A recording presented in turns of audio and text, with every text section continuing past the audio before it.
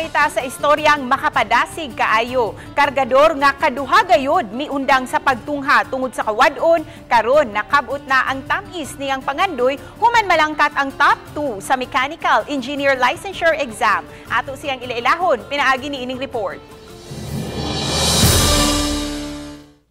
Kinsay magdahom nga ang bata kaniadto nga kaduha na himong repeater kay matulog lang sa klase. Usa na ka-engineer ug nagtapto pagyod sa Mechanical Engineering Board Exam. Siya si Engineer Mark Allen Arminion, 25 anyos nga mitala og 95.70 passing grade. Nalipay jud og dako sir, nagpasalamat ko sa Ginoo nga after 2 years nakatake na kog board exam and wala lang nakatake but nakatap napay pa jud ko sa top. Luyo sa iyang tamis nga kalampusan ang pait niyang kasinatian sukad pa sa iyang pagtungha sa elementarya, dili tungod kay tapulan apan tungod sa ilang kawadon. Sa kalisod, wa siya makaon nga mao hinungdan nga kanunay ang pagsakit siyang ulo nga nakaapekto kini sa iyang pagtungha.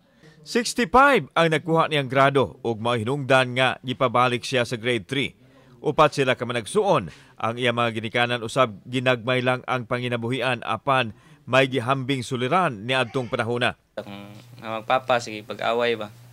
Say di ko kauli sa balay. Ato ra ko matog sa gawas. Sa ato ko matog sa plaza. Say mo eskwela ko, ako'y kaon, may bahon. Wa jud gana mo minaw sa maestra gyud niya. Sige ra jud ko katulog ato sa among klase gyud. Ang waiso di man tiyan, minom ra kag tubig.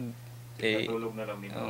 Wala ba jud ng Sa linghod niyang pangidaron, napugos siyang magkargador sa merkado aron adunay kasuporta siyang pag-eskwela ug makatabang usab sa pamilya. Naghakot ko ganang maghakot og dagat ba sa container.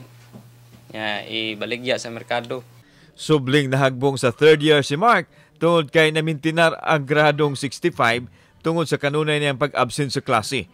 Apan ang kapakyasan ug kalisod mao'y gihimo niyang inspirasyon aron matapos ang pagtungha. Sa pagdasig ug giya siyang inahan, mipadayon siya sa kolehiyo tungod sa scholarship. Determinado siya nga mupasar sa board. Gani sa sinugdanan pa lang ang top position na ang iyang gitarget ug natuman yun. Basta isalig ang tanan si Ginoo uban sa buhat ihatag yun. Pagmatuod ni Engineer Mark Allen Arminion. Always remind sa ginaremind sa akong mama sir nga naara jud lagi plano ang Ginoo, maabot lagi ang time. Ayo lang jud og give up. Sa isalig lang sa Ginoo sa Ginoo kay siya man ang mo-guide sa imo. Siya man ang ikaw ra mo buhat og plano pero siya ang mo-direct sa imong steps. Gawas kang Mark nagtap usab si Luigi Hinobiagon de los Santos nga mitapos sa kurso sa University of Cebu. Samtang ang nakakuha sa unang pwesto mao si Mark Anthony Arcayan sa Visayas State University sa Baybay, Leyte. Samtang ania ang nalakip sa top 10.